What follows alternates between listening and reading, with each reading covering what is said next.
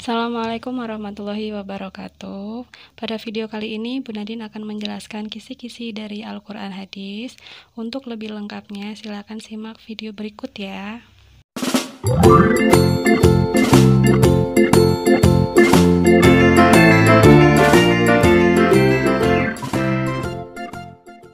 Oke, yang pertama kita akan membahas kisi-kisi Al-Quran Hadis.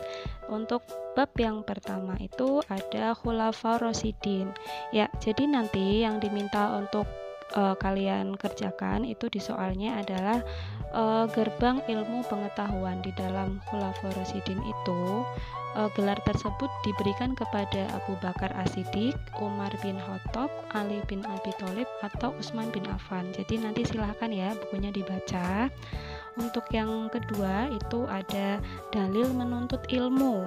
Ya, dalil menuntut ilmu itu adalah materi kelas 7. Dalilnya seperti apa? Itu ada di surat Al-Mujadalah ayat 11. Ya, bunyinya seperti apa, artinya seperti apa, nanti bisa dilihat di gambar ya. Kemudian untuk yang ketiga ada arti perkata Quran surat Al-Mujadalah ya.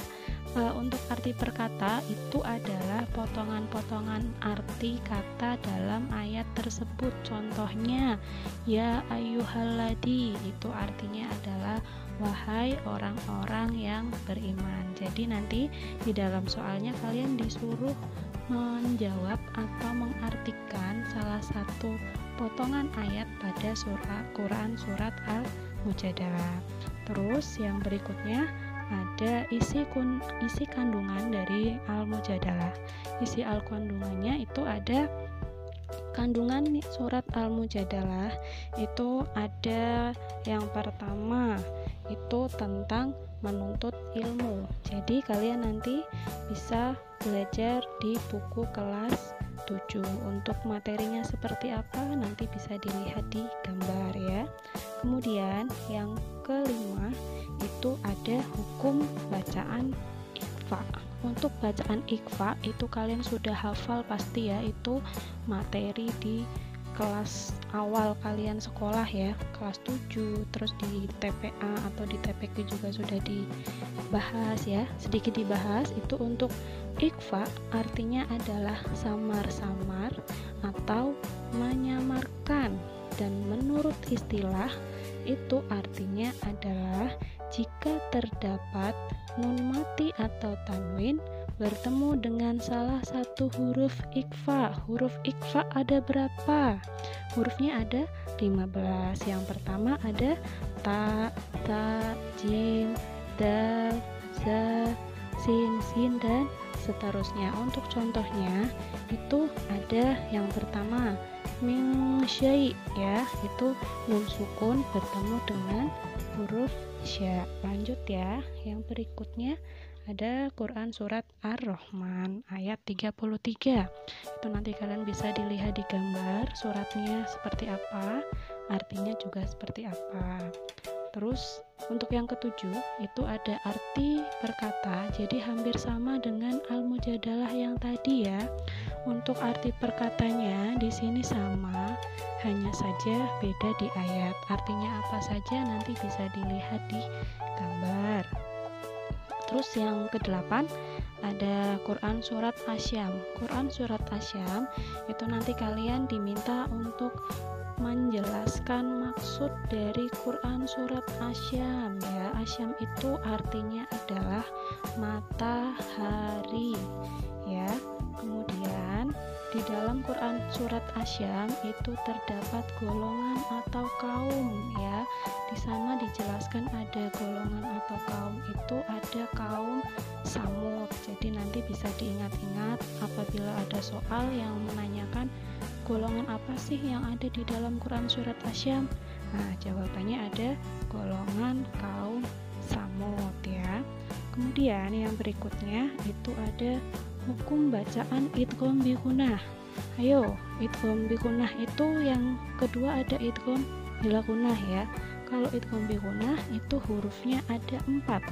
Huruf ada 4, itu yang pertama ada ya nun, mim, dan wawu. Sedangkan idgham bila gunnah itu hurufnya ada 2, ada lam dan Isra. Cara membacanya itu bisa dengan cara memasukkan ya, dimasukkan.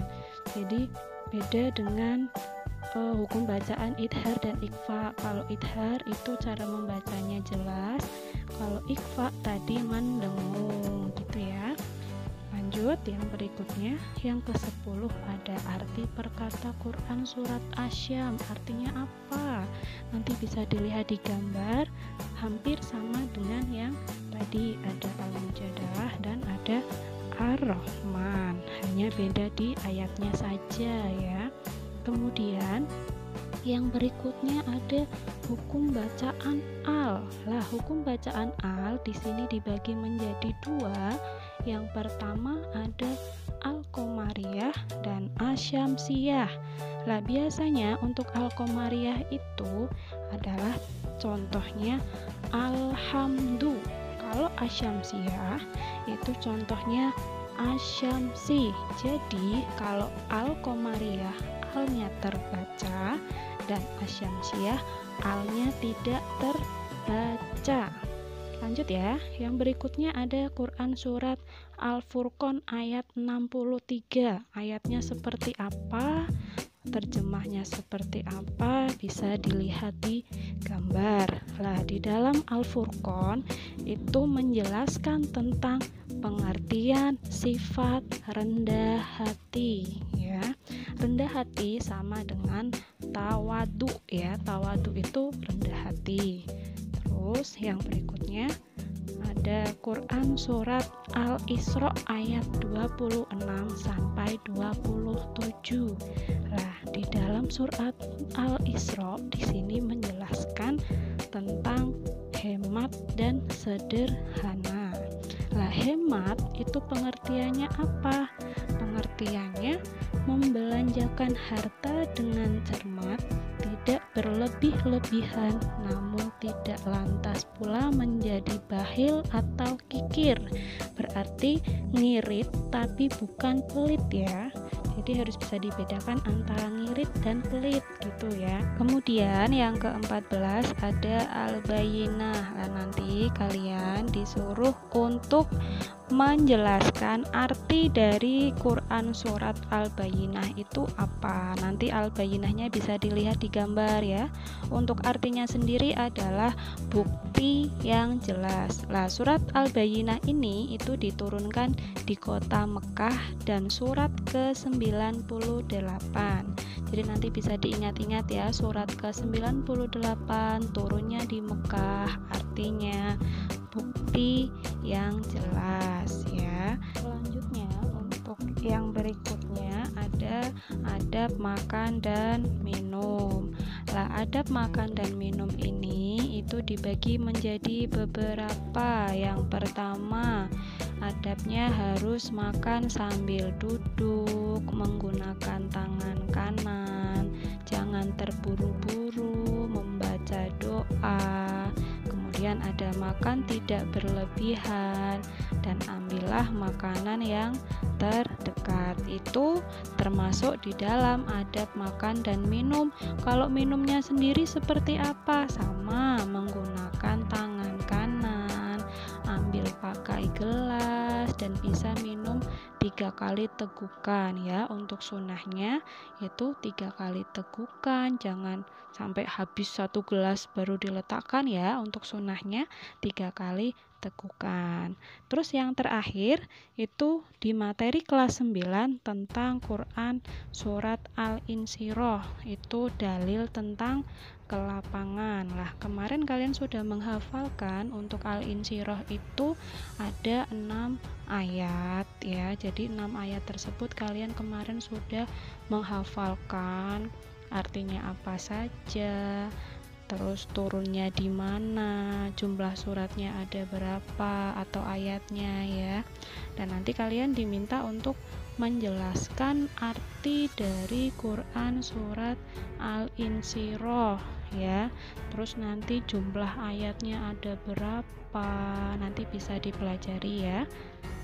Oke, untuk kisi-kisinya sudah selesai. Oke, tadi adalah video untuk kisi-kisi Al-Quran hadis. Untuk kalian tetap belajar di rumah ya, jangan kemana-mana.